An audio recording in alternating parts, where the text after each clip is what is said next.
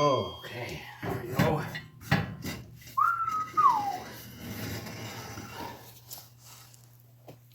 There's our axle. All right, unboxing time again. This came in today.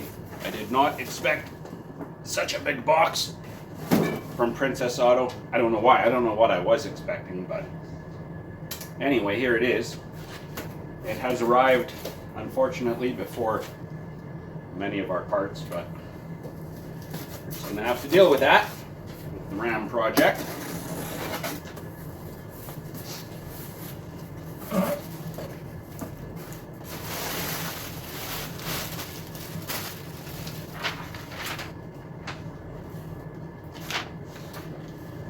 Invoice. Wow. This was on sale for 90 bucks Canadian, and even with shipping, because they have a deal, spend more than 100 bucks to get free shipping. This was still the same price as the basic kit. This is the huge. There we go. It's going to be freezing cold too.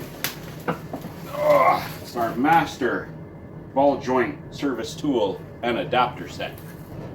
Yeah, it's power fist, but for the amount I'm going to be using it, it's going to be worth its weight in gold for sure. All right, I'm going to park this thing in front of the furnace for a while and get it warmed up so we can actually touch it without getting frostbite. U-joint time. So this is the left axle from the 2012 Ram 3500, and this U-joint is actually, once I washed it up, it's actually quite new. It must have been done at the same time as the bearing, but I actually have significant movement in this direction. Let's see if I can show you. And some side to side, but mostly I can get this steady enough. So pretty sloppy, and it had actually seized in one direction as well. I believe it was this joint had actually seized up. So it is moving now, but we're going to change it. The other one, which is original and has been in there for 500,000 kilometers, is super rusty. So I have it soaking in a mix of diesel and mostly because I had some, but mostly it's acetone and ATF, which is a really good penetrating fluid. And so we're going to soak it overnight, and hopefully tomorrow I can get that thing apart. A couple of the rings are out already, but the caps just would not move. So we are going to focus on this one tonight. Well, let's start with, hopefully we can get these rings out without too much trouble. Yeah, I don't think they'll fight too hard because they're, like I say, fairly fresh. Give that a tappy tap.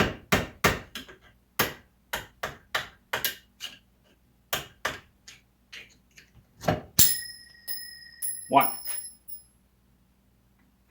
This one doesn't look quite as nice, but get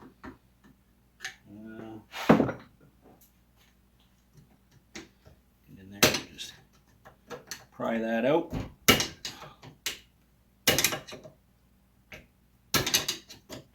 There we go. So these don't use like snap rings, so you don't need snap ring pliers. They're not like a circlip. They're just a ring that just kind of, show you, just presses around there, kind of holds the cap in place. Hopefully this will press it out.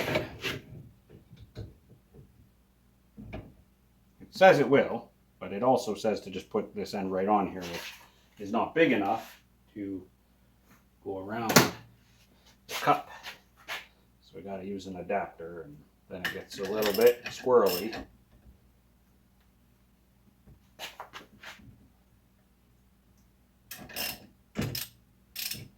But hopefully this one moves better than the other one. Come on. Yeah.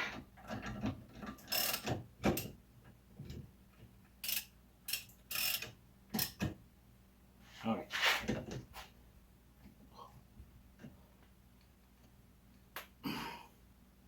There we go.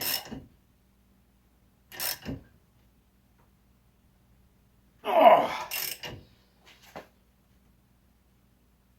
Oh my! It's not very good.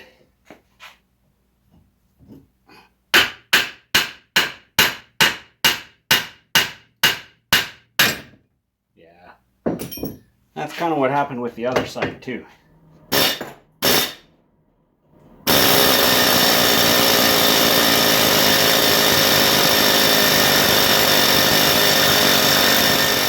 Well, it's the next day. This has been soaking overnight, and I actually just had some success with it. I wasn't sure. I did find a bit of ring still stuck in here, so that wasn't helping matters. I took that out.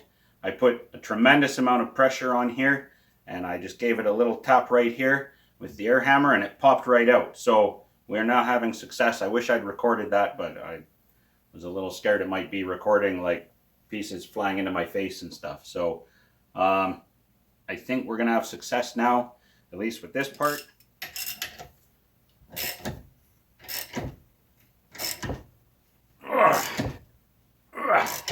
Which is not to say it's not gonna fight.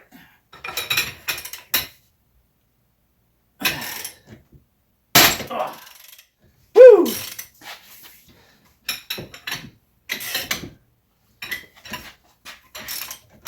Might be as far as that cup will let it go.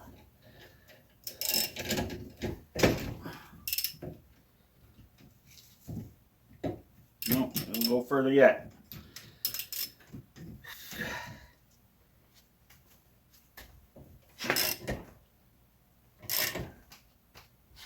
Oh.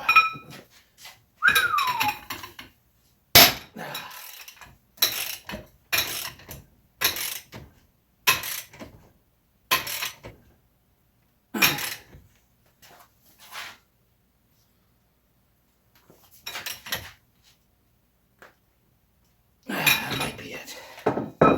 That might be it. Oh.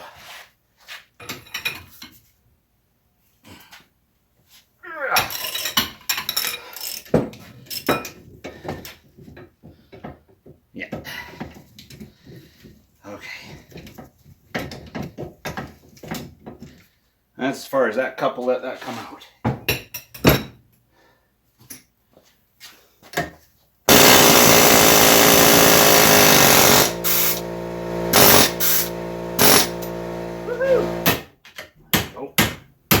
Now let's go.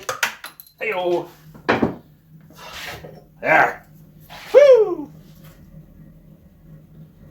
That's pretty rusty, pretty nasty, pretty dry.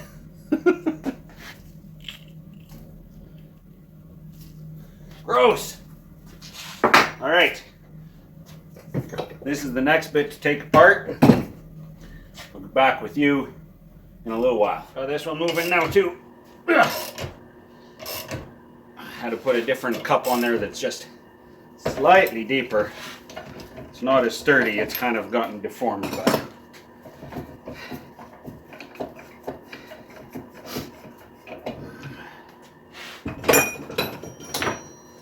see if it'll move now.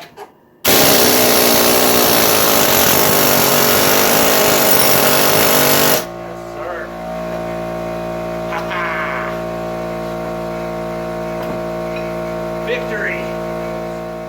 Man, I didn't know if I was ever going to get these axles apart, but they did come apart. I am really pleased. So I have some new U-joints, Moog 479. I've been a little gun shy about Moog lately, but these are the heaviest ones I could get from Rock Auto at a decent price. They're supposed to be the super strong ones, so hopefully they'll hold up. Once the shafts were apart, took just a little drum sander on a drill or flapper wheel or whatever, and just had a quick cleanup inside there. If you spend more than 10 seconds on each hole, you're taking off too much material. You just need to clean out the rust and whatever. So this is the driver's side shaft, so the short one. I've actually already assembled the longer shaft from the right hand side, so yeah, really excited to get this thing going. So let's put this together. The first thing I'm going to do is I'm going to actually grease this U-joint, even though it's pre-greased. Why on earth would I want to grease a U-joint that's already greased? Well, a friend of mine worked for industrial tire and suspension and steering shop, a pretty well-known chain here in Alberta, for 10 years. And if he recommends I do something, I'm going to take that to heart. So his recommendation, besides one pointer, the grease fitting is on kind of one side. Point that towards the inside. Don't point it towards the wheel where you can't get at it. Point it towards the inside of the vehicle. Larger than that, if we wrap this with tape a few times and we grease it up, then we're going to have less likelihood of needles falling out while we're trying to install this thing and causing a big mess, because it doesn't take a lot of grease.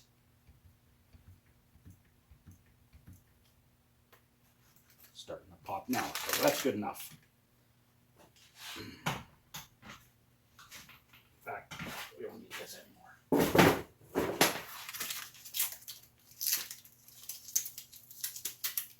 We put the tape on it so that it doesn't just explode everywhere. All right. Next, we're going to start with the short shaft because it's easier. Pop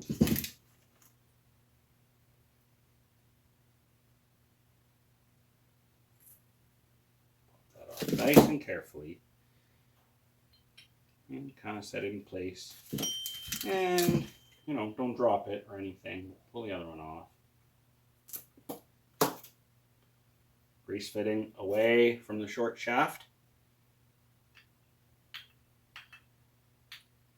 In and in. Now, as we press this together, we're going to want to, as soon as we can manage it, we're going to want to slide the U-joint into each cap so that it's catching the needles and doesn't,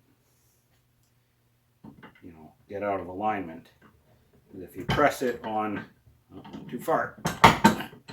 If you press it onto the needles, well, you're going to wreck them.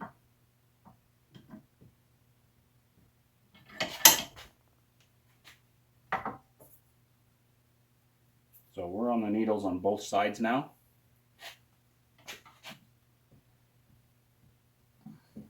Just keep going. This is going very smoothly. Yes. Once it's as far as you can go, because it's hitting the actual yoke, I have a leftover little spacer, I don't know, 1/4 inch thick, that I'm using just to push each cap in. You can use washers, you can use a socket, whatever works for you. But it kind of works well to almost push it a little too far the first time. There we go. So that you can get your spring clip in.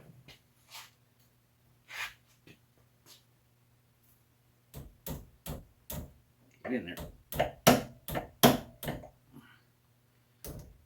There we go. Springy little things. And then, when I come back to the other side, it's going to press up against that clip.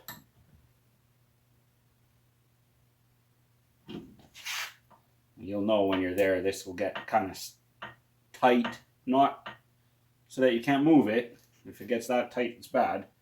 But it just gets firm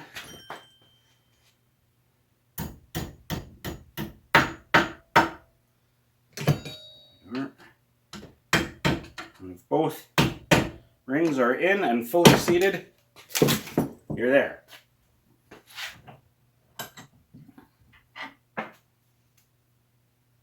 Now we're going to repeat the process just like that with the longer end.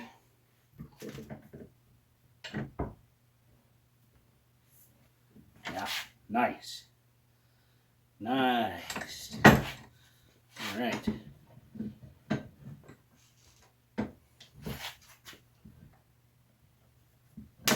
Go. Almost done. Which is good. This ring looks like it's going to fight a bit.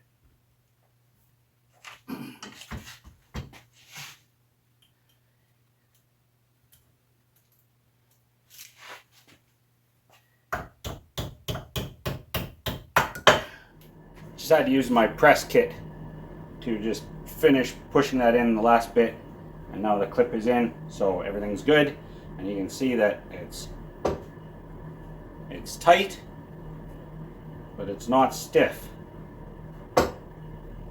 That is a thing of beauty. So these are now ready to be stabbed back into the ram, and we can carry on with that. You're sliding these in, try and keep the front end from dragging in the tube, because there's dirt on the bottom. You don't want to pick it up, so try and keep it up. I mean, there's dirt on the top too, but you know, presumably less.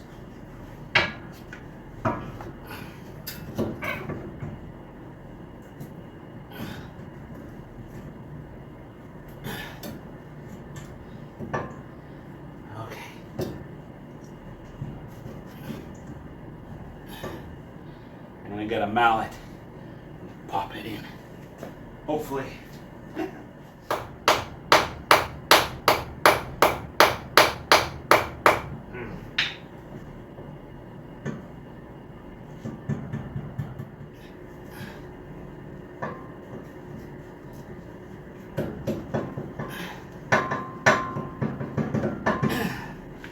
want to wail on it too hard. There you go. Feels like it's home.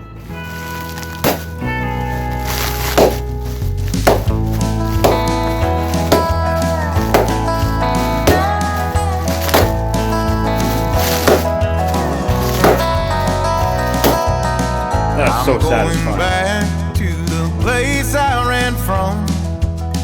Palm trees, broken roads, desert dust bowl sun.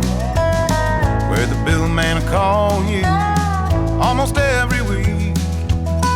Which bills to pay today, what's left